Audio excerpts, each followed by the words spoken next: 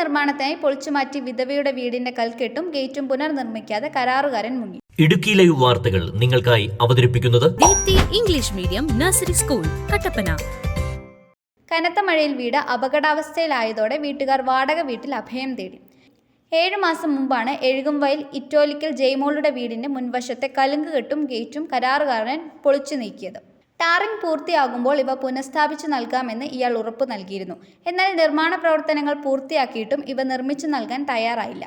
പലതവണ കരാറുകാരനെ നേരിട്ട് കണ്ട് ആവശ്യപ്പെടുകയും പൊതുമരാമത്ത് വകുപ്പ് ഉൾപ്പെടെയുള്ള അധികൃതർക്ക് പരാതി നൽകുകയും ചെയ്തെങ്കിലും നടപടി ഉണ്ടായില്ല. ഗേറ്റ് സഹിതം പൊളിച്ചു മാറ്റിയതോടെ വീട്ടിലേക്ക് കയറാനോ ഇറങ്ങാനോ ഈ കുടുംബത്തിനാകുന്നില്ല.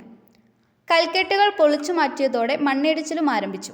ഇതോടെയാണ് വീട്ടമ്മയും 4 മക്കളും വാടക വീട്ടിലേക്ക് മാറിയത്. ഗ്രാമപഞ്ചായത്ത് അധികൃതർ പോലും തിരിഞ്ഞു നോക്കിയില്ലെന്നും പരാതി ഉയർന്നു.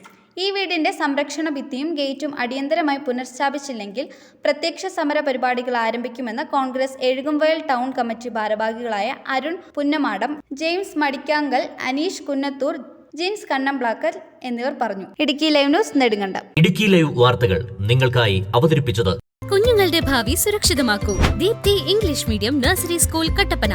LKG, UKG പ്ലേ ക്ലാസുകളിലേക്ക് അഡ്മിഷൻ തുടരുന്നു. Efficient teachers, smart class, audio visual class room, IT class. കുഞ്ഞുങ്ങൾ ഇഷ്ടപ്പെട്ട് പഠിക്കട്ടെ കട്ടപ്പന ദീപ്തിയിലൂടെ. Communicative English, dance class, music class, school bus service, play park, water purifier.